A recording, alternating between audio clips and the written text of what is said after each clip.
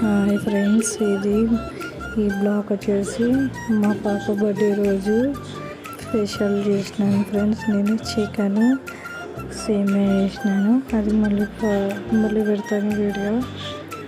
సబ్బు బియ్యం పాయసం చేసినాను. ఇది చికెన్ బిర్యానీ ఫ్రెండ్స్. నచ్చితే లైక్ కొట్టండి, గంట సింబల్ కొట్టండి, ఫాలో చేయండి ఫ్రెండ్స్. Bye friends.